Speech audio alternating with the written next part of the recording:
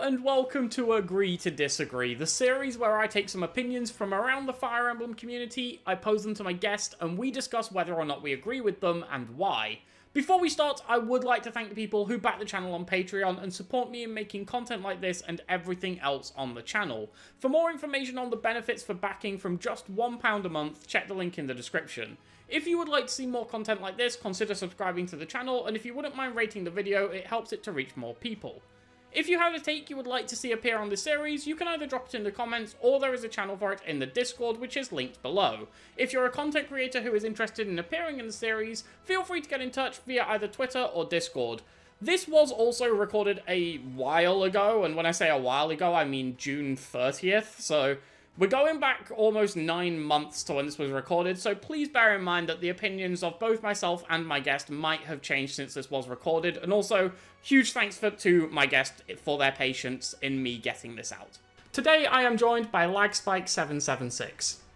Hello everybody, this is Lagspike. I normally do a lot of Fire Emblem content on YouTube. It's almost always Fates. I think I've done one whole video that's not Fates. Right now I've got a Conquest Among Us run, which is like a social deduction game with a bunch of other YouTubers as well. Feel free to check me out on YouTube. I'm just glad to be here, because this is the kind of stuff that I've spent so much of my online life doing, arguing about stuff that I probably shouldn't be spending time arguing about, but having a great time doing it. I'm pretty sure we're all in a similar boat on that one, spent far too long debating Fire Emblem points with people, but yeah, we've got some takes to go over today from around the community. The first 4 takes are from, like I say, around the community. The last one is one that I've submitted to just sort of discuss between the two of us. So, the first take, and we're starting off with quite a spicy one, especially considering the numbers at the end of your name. Yeah. Shozu Kaga's games are overrated, and we need to stop treating him like a god. Now, just for full clarity, I did slightly change this from what it was submitted as, which was like, Kaga is overrated, just to make it clear that we're talking about the games and not the person. So just for full transparency on that one.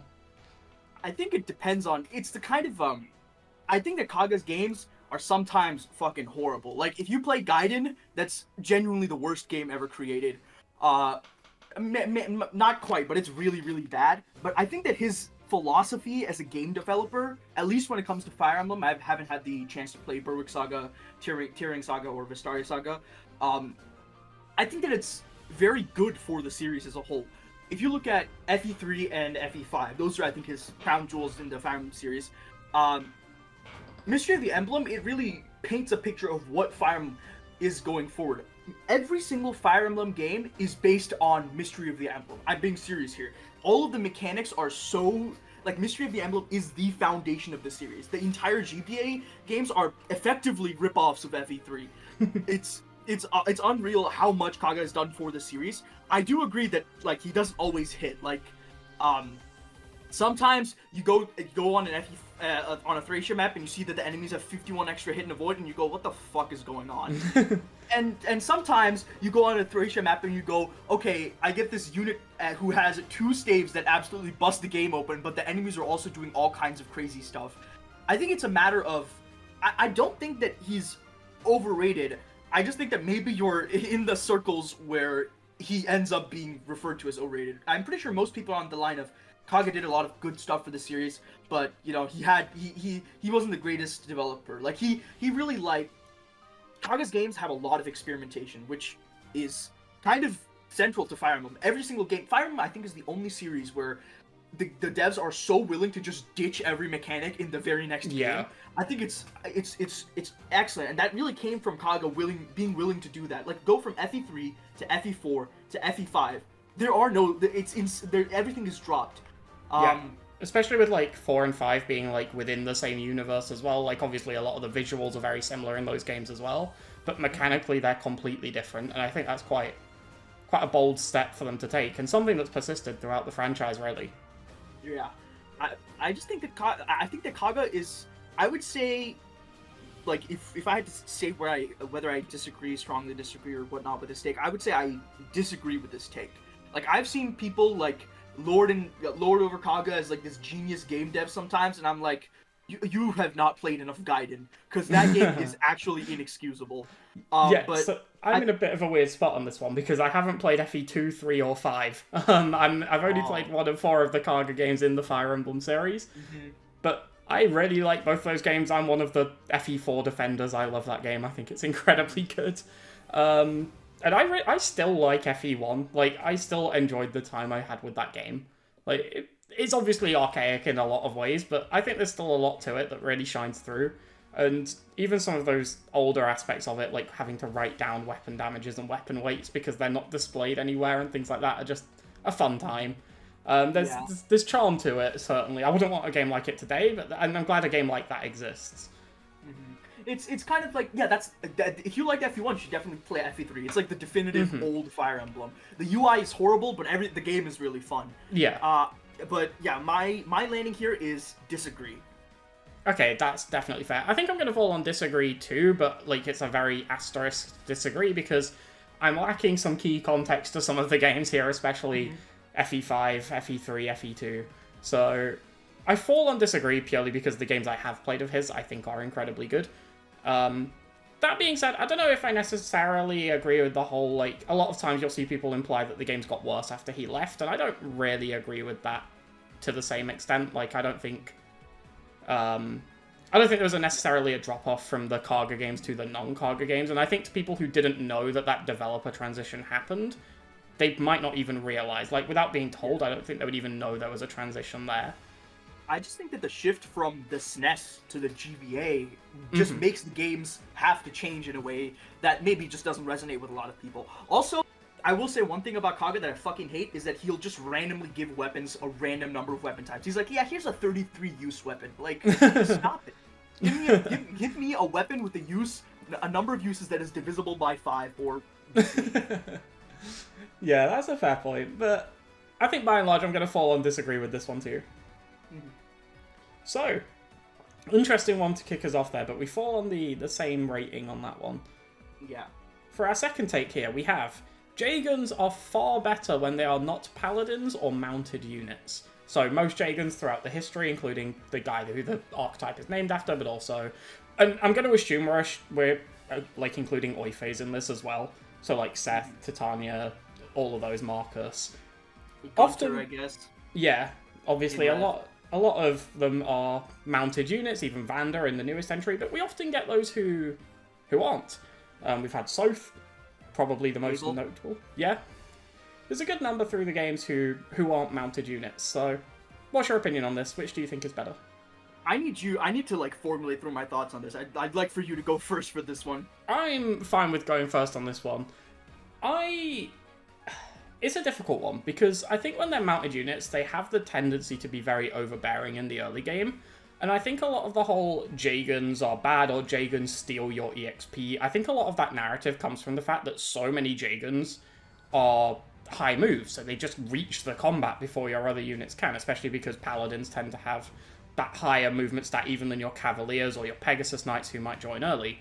And I think that's probably responsible for a lot of that archetype, or a lot of that narrative, rather than the necessary performance of the Jagens themselves. But I also think Paladins are just a really cool class to kick off the game with. Like, my first game was FE8, so Seth is my go-to for this one, and he was just a really cool unit. Like, and I think the same is true about Titania, Marcus, any of the iterations of Marcus, not just the more Oife variant in FE7, but also FE6 Marcus. I think it's just a really cool class. Like, it's a good one to showcase to the player that, hey, look at all this power your units can get later on. Like, especially with how common Cavaliers are throughout the series, like, if you keep using these guys, you can have more of these, and it's like, I think that's a good thing to advertise to the player, whereas the issue with somebody like Soth is like, okay, he's a really good unit, but I can't turn more people into Soth later on. Like, I can't... He's not really like an advertisement for what's coming up as much as he's just a strong early unit. Yeah, I mean, it doesn't help that he has like unique classes to himself and stuff like that. I think that this is a very like loaded question because the idea of a Jagen is a concept, not necessarily a character. Because I'm gonna be honest here, the Lightning Sword and Echoes, that's Jagen. You don't have to necessarily be a unit to be a Jagen. But when it comes to the units that we consider to be Jagens, I think it really depends on how the game handles mounts. If you're talking about FE6 Marcus, who I think as much as I have a lot of problems with that game, I think Marcus is a stellar early game pre-promote. in terms of like being handled in the series. Like, what can a mount do in FE6? Well, what a mount can do, what a promoted unit can do is use multiple weapon types. What a mount can do is rescue units really easily. And that means that he has utility in addition to high movement, in addition to having access to like flexibility in his weapon types. Maybe a little bit too much flexibility because FE6, FE7 paladins get all three weapon types. But that's a discussion for a later date. But when you take somebody like FE11 Jagen himself, that just becomes like really overbearing because I mean FE11 has a lot of like design problems on the higher difficulties because the game really often devolves into weapon rank emblem. Whoever has C rank lances is a good unit. Whoever doesn't have C rank lances is probably not a good unit. It's got a lot of like fundamental problems in that aspect. But you also have the fact that Jagen being a promoted unit means something completely different. It means that he can get into other promoted classes. He can get access to like D rank or C rank staves if he goes into Bishop or Sage. He can get access to Flight if he goes into Draco Knight. He can get access to whatever you want. He can get access to C rank bows at base if you go into Sniper. I think that it really comes down to how the game's handled. I don't think that making Jagens not paladins or mounted units is going to solve anything. I think that what's going to solve this issue is making, like, if you're going to keep your Jagens as a mounted unit, then make it so that the way that mounted units interact with the game itself is either more restrained or less restrained, depending on comparing to different Jagens. Because like Oifi himself in FE4, man's kind of dog shit. Like like he's a mounted unit, but half your army, scratch that, 75% of your army is also mounted units. So like him being a mounted unit with access to like swords, like him being a promoted mounted unit, it doesn't mean anything when you have the brave sword, like the chapter 1, the prologue silver weapon, the silver sword, which is your first holy weapon. You have your all of this other crazy stuff that you can do with him. It depends on, like, it's not about the class. I think it's about the game and building a Jagen that fits the game. I think that's definitely fair, because especially when you look at sort of like the GBA and Tellius games, like you say, the Jagens, especially the mounted ones, get all of this rescue, dropping assistance and canto and all of this other stuff when they're mounted, which is a way that they can contribute without necessarily being damaged, like damage gods in that sense. But a lot of the Jagens from that period are also damage gods, which probably doesn't help that case. But you could have a very effective Jagen without them necessarily having to be like a core combatant. And you could even look into doing something with like staves, I suppose, and seeing if you could go that direction with a Jagen. But I don't necessarily think they're better when they're not paladins or mounted units. I actually think Vander from Engage is one I would point to as just being a really well-designed Jagen in general.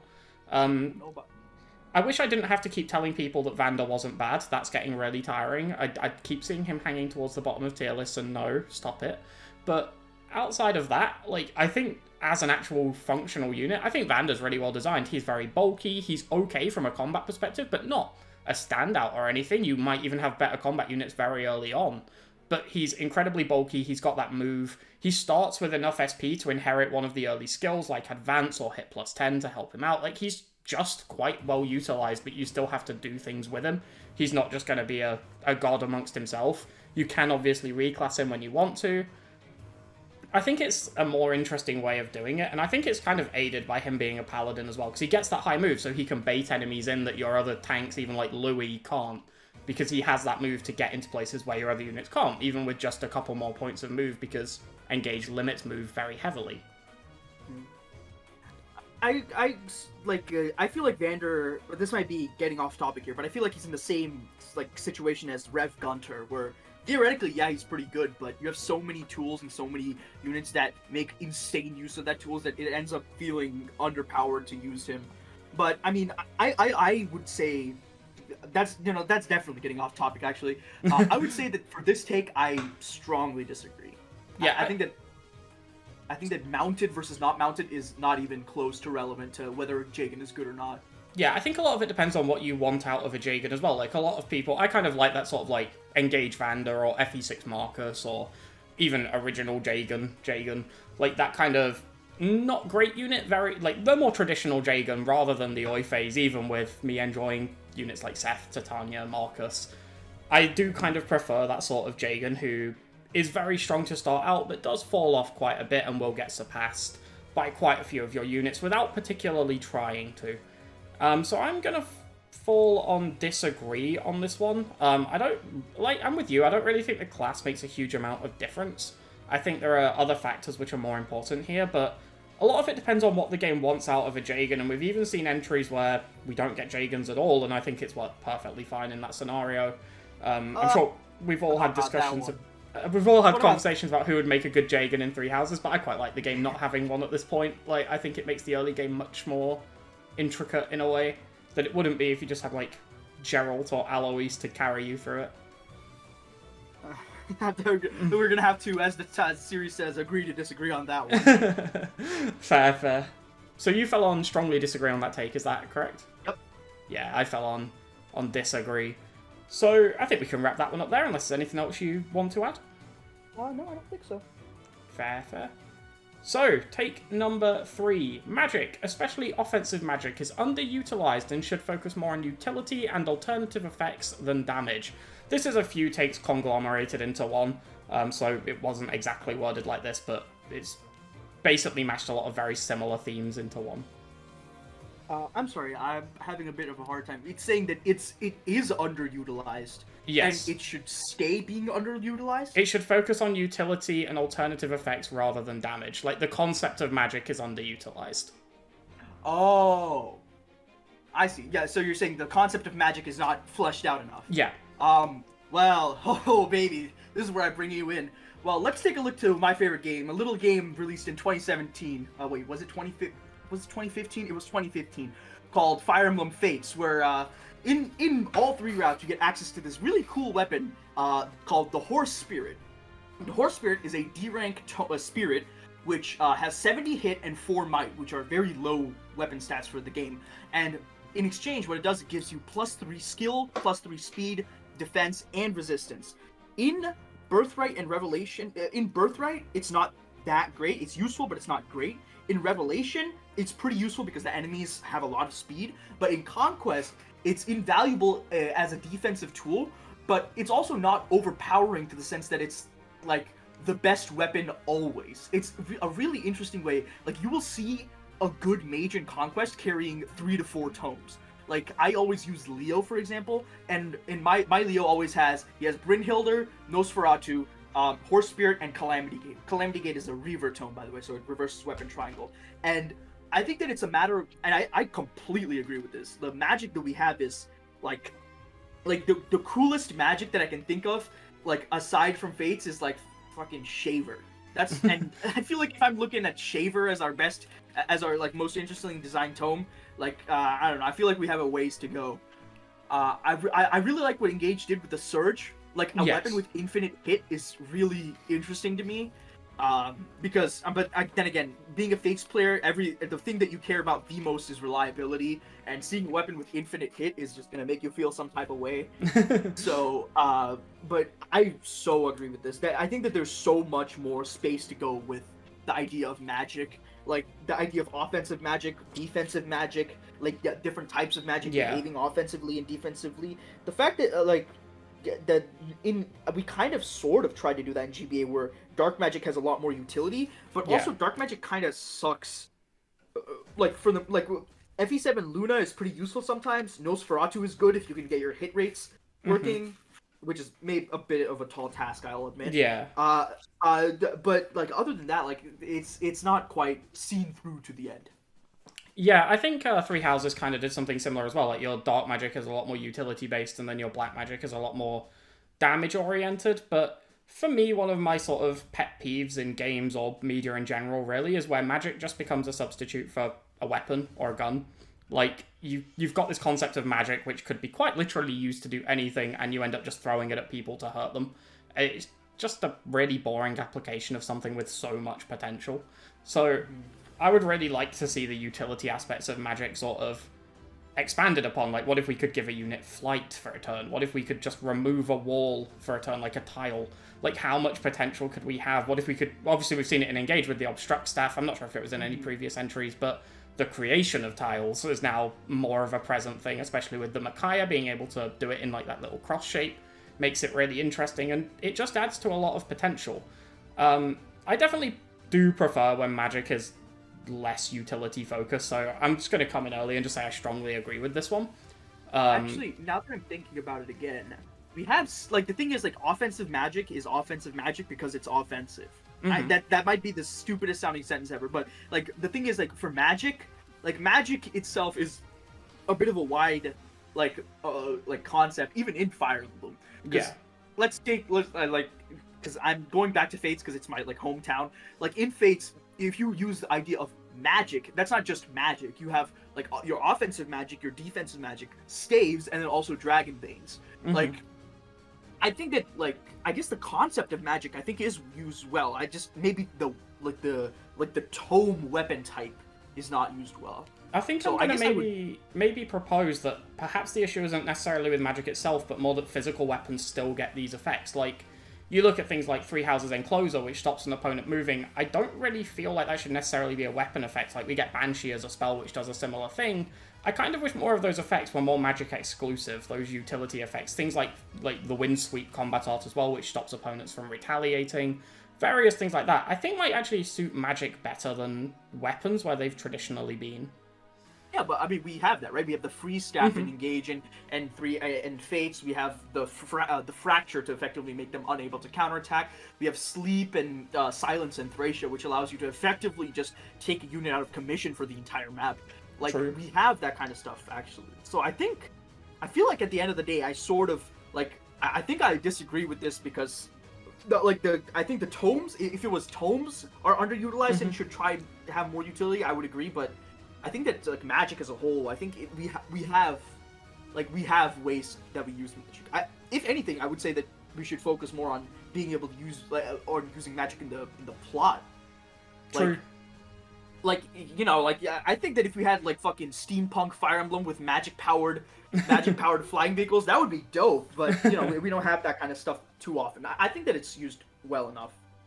That's definitely fair. I think there are certainly a lot of examples where it is used quite well, and there are a lot of, especially in the staves, there are a lot of things that do quite take advantage of this. I would still like to see a lot more of it, and I think there's a lot more they could do with regards to Magic as a concept, and just expanding upon it a little bit more, having it have more interactions that couldn't just be fulfilled by a weapon. I think that would be quite interesting. But I think you are actually right, and you make a good point that there is actually quite a lot of utilization of Magic anyway. One that just came to mind for me is the Berserk Staff, which is definitely a very interesting one, in terms of turning an enemy against its own allies. I think I might pull back to agree on this one. I still would like to see more. I still think there is a lot more they could do with it, but I think you make a good point that there is quite a lot in there already, so I'll come down from strongly agree to agree. You know what I would like to see is, like a unit that could set up, like, warp points between parts of a map. Yeah. Or, like, two characters that could set up warp points between themselves, like a brother and a sister. That would both be use really magic. cool. Yeah. Yeah, there's so much they could do, like, with the concept of Magic that would be so cool. Especially playing, like, other games, like other series. You start to see all these things and you're like, oh, that would be really cool. Like, if you've ever played Divinity, for example, there's a bunch of cool stuff Magic does in that game, like polymorphing enemies and giving your units flight and things like that. Like, or even, like, more basic stuff, like in Triangle Strategy, where you can use the magic to change the weather, and then use lightning magic to shock enemies on wet tiles. I think that there is definitely more potential for Magic as a concept.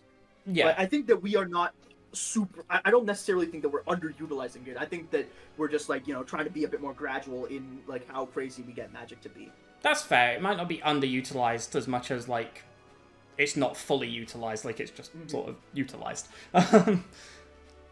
Yeah, I'm still going to come down on agree on this one, but I can definitely see why you would come down on disagree. So we agree to disagree. That's the name. That's the series. But we've got one more take from around the community. The games should try harder to keep weapon types balanced.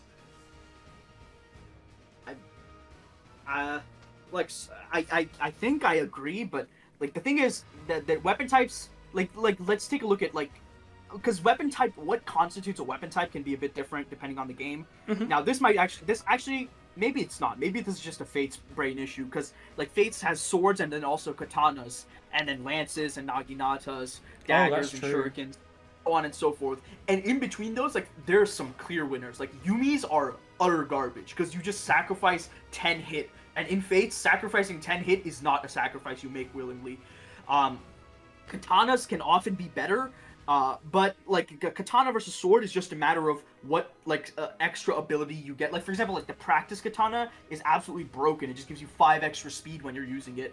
When it comes to naginatas and lances, naginatas kind of win out because you have stuff like the guard naginata and also the bolt naginata. But lances get like better effective weapon. It's in between, like in weapon types themselves. There's also like already some kind of disparity. But I think that it would be better if we had slightly more balanced weapon types. But I think balanced weapon types also requires you to have more balanced classes. Or maybe it's the other way around, because if axes were like more like in Three Houses, if axes were balanced properly with like swords, for example, you might be more willing to go into a sword class than an axe class. But I think it can't start in just one place. You can't just be like, okay, balance the weapon stats by themselves. Because then the classes and what weapon types they have access to is going to massively change what you can do. Like it's definitely a multifaceted issue, but like as a whole, I would say I do think that we could stand to have more balanced weapon types, because you can still have broken weapons and still maintain balanced weapon types. Like you can have Forsetti and still have wind, still have balance between wind, fire, and thunder. Yeah, absolutely. Yeah, I think Three Houses is like an interesting example, because I think that's the one where the better weapon types are actually kind of dictated by classes. Like, I'm pretty convinced that if Wyvern Lord were a sword-based class, swords would just be considered the best weapon in the game, apart from maybe lances. Because you have bows and lances, yeah, and both are like very good. And the thing is, like with sword, is like sword prowess sucks. So I think that and that's another issue, right? Like skills that pertain to a weapon type. Yeah. That needs to be considered as well. Because they often try to do this thing where, like, the typical one is axes are hit harder, but they're higher weight and less accurate. Swords are hit weaker, but they're, like, more accurate and they weigh less. And lances are a middle ground. But the problem is in in current games, it's so easy to patch up accuracy and weight or speed issues compared to damage issues. Like, you can, with the advent of skills and battalions and whatever else they decide to throw into games, there are so many ways to compensate for poor accuracy, to the point where it's pretty easy to just get axes to have 100 hit. And it doesn't help that even ever since I think FE11 onwards, we've had unique weapon type bonuses for each weapon, and axes get extra hit and swords get extra might. So it kind of makes the weapon types a bit more uniform, but then it ends up being that like one of the weapon types is just going to be better at that point. Yeah, I do think, though, like depending on the meta of the game. I do think Three Houses, though, does do actually a really good job of keeping everything quite balanced, with the slight exception of swords, but even they have their place. Like, lances are obviously quite relevant because of a lot of the combat arts, swift strikes and vengeance and things like that. Sniper and grappler make gauntlets very strong weapons, and they're not exactly invalid in a class like Bow Knight or a Barbarossa or War Master for the sake of gauntlets. And then axes are obviously incredible. So I think they're actually, like, pretty reasonably balanced in the modern games. And similarly in Engage, I don't think there's, like, a clear last place necessarily. I think the clear last place is arts, because Engage true. Arts are pretty bad. Like, I'm not saying that that's a very easy answer, but I did forget arts existed when I said that. Yeah. Okay, it probably is arts. That's a fair point. I forgot. I think the only thing that's good about arts is like goofy Erica stuff. I know you can do some interesting stuff in Martial Master. There's someone in my Discord who loves that stuff. Running around with Martial Masters, beating things to death. And they do some interesting things, but I think you're probably right. I think arts are probably a little bit lacking. I think so much of it comes down to which flying classes can use these weapons. Yeah. But, like, that's the thing, right? Like, we've removed the restrictions on our classes in recent Fire Emblem games, so it ends up being first, like, everybody can get into the class with the best weapon, get into the best class. So the class that's the best, is going to have the weapon type that's the best. It's going to make the weapon type that it has be the best weapon. Yes. And I think that is it a problem? I'm not sure. I don't know. I don't know if I mind that the problem in like the personal, like, you know, if you want to like role play a little bit and get into the mood, like, and you're like, oh, I really like the idea of like just swinging a big ass axe, but then you realize you're playing FE4 and axes are horrible, and you know that can, I think it might get in the way of player enjoyment a little bit, and also I think it's just more fun to have reasons to go into other classes, and having more balanced weapon types would give you more reasons to go into other classes to begin with. That's true. Yeah, that balance being struck would be interesting, for sure. I think a lot more of it comes down to like what a class offers outside of the weapon type, though. Like, I think in a lot of cases, if a class offers something interesting, you just make do with the weapon type it has. Because I don't think there's that many games where a weapon type is so far behind it's unusable. I think there's plenty of games where that's the case. FE6 and FE4 axes are really, really bad. FE7 and FE8, FE9 swords are really, really bad. Like FE10 magic is pretty horrible. You know, Shadow Dragon swords are bad. Fate's swords are not that great. You almost would never use them. Like, the only exception is like the occasional practice katana on Hinata and like effective weaponry and like, you know, so on and so forth. Like, I think there's actually quite a few examples of some classes. I mean, FE3 axes just don't even exist sometimes. That's fair. In Echoes, axes literally don't exist. Yeah. But see, like, you bring up like FE7, FE8, FE9 swords. I don't think they're so bad that they're unusable. Like, they're obviously weaker, but you can roll with swords if you want. Like, you can run Joshua or Mia or whoever you want to run. Like, it's not... It helps that those games are on the easier side, especially in the sense of FE8 and FE9. But I don't think they're so bad that, like, you can't run sword units or you can't use swords if you don't want to. If you want to use swords, you can, but like again, it's the feeling of power when you have, you know, Jill going into that fray and dealing with 20 enemies in a turn, and you have, you know, Stefan, who is insanely strong, but he gets 2 kills if he's lucky. Yeah, because he doesn't have 1-2 range. That is a good point, actually. I was just going to say, like, do you think it's more to do with the units who get swords in those games? Because, like, a unit like Raven is considered very good, and he starts out with swords, and he showcases swords very well on maps like the Port of Badon. Yeah, but then he gets axes, and then never looks back. Yeah, that is true. Like, once you do get axes on him, same with someone like Garrick, as soon as you promote him, like, you're not touching that sword rank really at all. And with a lot of the sword units, you're trying to put them in classes where they no longer have to use swords. Like Makalov, as soon as you promote him, he's not touching his swords again. Like, yeah, maybe it is a fair point. Like, we have good sword units. Like, take a look at Harel, take a look at Stefan, take a look at even Joshua. Like, these are strong units. It's just that the games are so hostile to swords that it just feels bad using swords. Yeah, that is a good point. Like, they're not so bad they're unusable, but there's no real reason to use these units from, like, a performance perspective. It's just like, I want to use this guy because he's cool. And, okay, props them for not being so bad that they're not unusable, but you're probably right that if they were better balanced, it would feel better. Like, there should be some tangible reason to use swords other than swords are cool. And don't even get me started on FE6. Holy shit, that game has so much weapon balancing problems. The game actually, like, it's like importing Thracia weapon stats, except point number 1, the stat caps are not all 20. Point number 2, the enemies have real stats. Point number 3, we're not in 1RN anymore. Point number 4, you don't have scroll. Like, there's so many problems with the way that FE6 handles weapon stats. Your lightning is the most accurate, well, it's actually not the most accurate light tome. The S-rank tome is the most accurate, which is fair, but lightning is the basic light tome, and it's 75 hit. Your most accurate axe that you can get reliably is 65 hit, which is an iron axe or a killer axe. You can use an iron lance on a sword enemy, and you would have more hit if you used an iron sword against that enemy, because the weapon triangle is fucked up. Like, the game has so many problems that, like, weapon balancing is a problem. Like, it's something that you absolutely need to consider. Yeah, that is a good point. So, I think I'm going to come down and agree on this one. I think it would be better if the weapon types were more balanced, but I do think they've done a pretty solid job of getting there in the more recent games, which is why I'm not going to come down and strongly agree. Like, especially in Three Houses, I think that the weapon types in that game are actually pretty well done. Swords do fall off and are less relevant, so I wouldn't say it's perfect, but I think by and large, like, lances, bows, gauntlets, and axes are all very viable endgame weapons, and there's plenty of reason to use all of them, and magic as well. I plan on strongly agree, until we get this FE4 remake, and if axes are decent in the FE4 remake, I'll go down to agree. Okay, fair enough. If you're watching this in the future when the FE4 remake is out, you can mentally move the little image down to agree if axes are better in that game. Although, you do get the hero axe in FE4, that's pretty cool. It's a cool but that's axe. not axes, that's axe singular. That's axe, yeah, okay. That is true. Axe is balanced in FE4, not any others. It's a good point.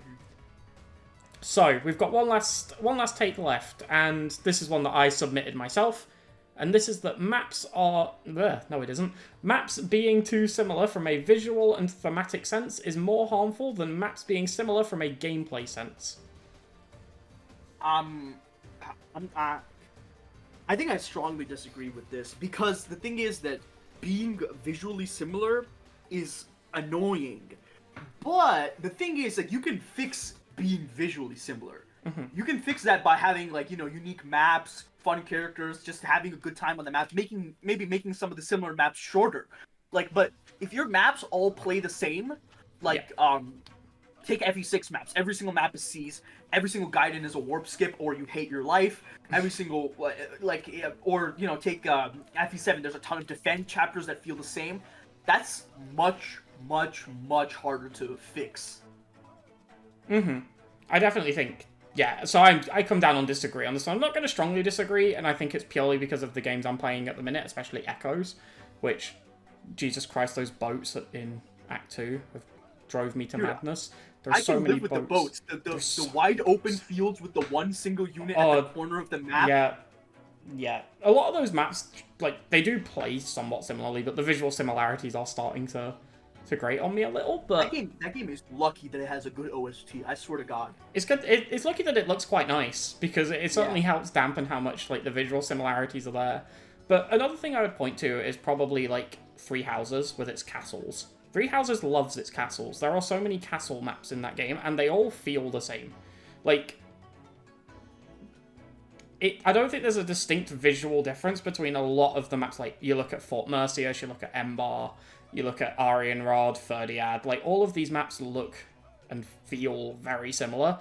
Although, in that game, they do also all play the same because they're all just kill boss.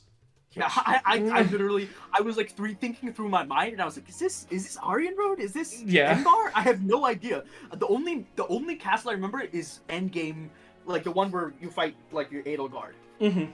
Yeah. That's your castle interior. To be fair, we don't have that many castle interior maps. But then, like, cool. Also, you look on the other side of the coin, and there is some merit to this argument, I'd say. Like, take a look at Radiant Dawn, right? Radiant Dawn is an absolute banger of a game. And the map objectives, while being similar, the map kind of play relatively similarly. Like, you can do different stuff on the maps, and, like, the things that you want to do are different, but like, at the end of the day, you're still, like, tossing in really strong units that you've, into the fray and getting shit done. But the fact that there's, like, I think 15 different map themes, the fact that there's so much, like the lighting itself makes the maps feel so different. The maps look different. The maps have different objectives, which make feel like they're playing different. And, like, and you're doing different things in the map. Every single, like, Radiant Dawn is the game that takes gameplay plot coherence by far the most seriously, and so every single map is attached to a point in the plot and a feeling related to that point, and what you're doing is going to accomplish something related to that point. For example, 313, you're not just defending a map for the hell of it.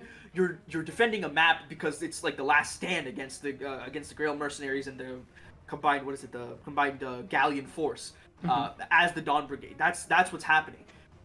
That's why, like if you have I'm saying you can get away with either having good gameplay or having good visuals / thematics, but I think that I would prefer having good gameplay because it's more impactful, and also it's much more impactful on repeat playthroughs.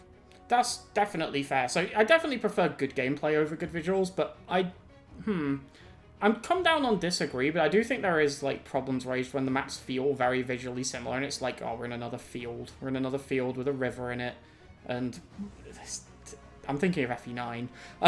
But there is definitely an issue when the maps just don't feel that distinct from each other from one map to the next. I think a lot of games kind of suffer from this in their early game more than anything. where maps just kind of feel like bigger versions of the previous ones sometimes. But Yeah. I think it's more harmful when gameplays are too similar, especially objectives. I love Three Houses. Three Houses is probably my favorite game ever made. Please, less kill boss maps. Please. We don't need every map to be kill boss. It's insane. They wanted to make us so enamored with the FE4 mechanics that they took the whole only one objective thing too seriously. True. Because the problem rises that when you realize that there's an easy way to kill a boss, regardless of what that boss is, i.e. using the billions of movement tech you have in that game to reach them in one turn and then bonking them on the head with your overpowered combat arts, you just have a solution to every single map. Pretty much. Like, as soon as you load in, you're like, oh, I have to kill the boss in one turn again? Well, I wonder how I'm going to do that one. And when you vary up the objectives, like, you can't do that on a route map. Like, if you throw a route map in the mix, you can't do that. It forces the player to think. Oh yeah, absolutely. But you also have to be careful because route maps kind of suck a lot of the times. Like, the only time I've seen route maps done well 2 times, and both those times are in Conquest early game. And even and I might be a big Conquest defender. Even Conquest absolutely fucks up route on Chapter 19. It's potentially the worst map in the game, and it's a route map. Like, I can understand this fear of going with defend or route or these or escape even, but even though escape maps usually tend to be pretty decent, because you know that there's going to be some sort of driving force making you want to go forward, and it's usually related to something in the plot, so it makes it a little bit more thematically coherent. Like, I can understand this wanting to keep maps the same, like only use the objectives that we know work, like only use seeds, only use kill boss, only use, arrive or whatever, like doing that. But I think that we gotta make that leap at some point. We have to realize that, like, Fire Emblem can be better. Like fucking, what's it called? Burn supplies? what a concept for a... That's the thing, like, only for one chapter. Keep Leanne safe and make sure that she doesn't get captured. The Thracia throwback right there. Stuff like that, I think, really keeps the game alive and fresh, and that it makes for memorable moments, too. I will say, to an extent, because Engage's Chapter 22 is one of the most boring maps I've ever played, because you kill all the enemies, and then you have to spend, like, 4 more turns running around picking up the rest of the little emblem rings that are on the floor. So, the unique objectives are cool when they work, because sometimes they just don't land, but... Yeah. I do think you're right that, like, it would be nice to have more, like, unique objectives, I guess. Yeah. You can defend it. This sorcerer's trying to cast a magic spell to create a thunderstorm to wipe out the enemy forces, and you can either help him out or defend him, and depending on how you do that, it can take less or more turns to do it. And reaching different objectives can help you get, like, artifacts or, like, magical boosting items that'll help him do the job. So there's side objectives, there's a defend aspect, there's an enemy defeating aspect, and there's also an aspect where, like, you can give up your turns if you're playing well to give the guy some help. This is just stuff off the top of my head. This would probably end up not being implemented properly. Like, there'll be something that's just way better as an option, but there's space for stuff like that. Yeah, for sure. So I'm gonna fall on disagree for this take. I think maps being more similar from a gameplay perspective is more harmful than maps being visually similar, but I do think there are issues with maps being too visually similar. I'm gonna say disagree as well. Okay, so we come down on, are you just a regular disagree, or are you a strongly... Because I think, as I said, you can get away with either, but I prefer the gameplay. That's definitely So that's why I fair. say disagree. Cool. So, that wraps up our final take. And we definitely had some interesting ones on there. It was a good time. It was a good talk. So, thank you very much for coming on. Thank you very much for having me. When you get on that first Conquest Lunatic run, I'll be there. I will be there. Fair. I've started Conquest Lunatic before. I only got a few chapters in, and I'm like, this probably needs to be content. So, yeah. Yeah, I might get banned from the chat for backseating. So, and you know what? I'm completely willing to accept that. That's fair. But yeah, thank you very much for coming on. It's been great to have you. And make sure you check out Lag's channel in the description. Yeah. So that wraps up this Agree to Disagree. Huge thanks again to Lagspike for coming on, and thank you again for bearing with me and how long it took to get this out. I really appreciate the patience. I would like to also once again thank everybody who backs the channel on Patreon. That support is greatly appreciated, and again, a link is in the description below if anybody else wants to support. If you want to discuss this video, the channel, or Fire Emblem in general, consider joining the Discord, and if you haven't already, ratings and comments are much appreciated. Thank you all very much for watching, and goodbye.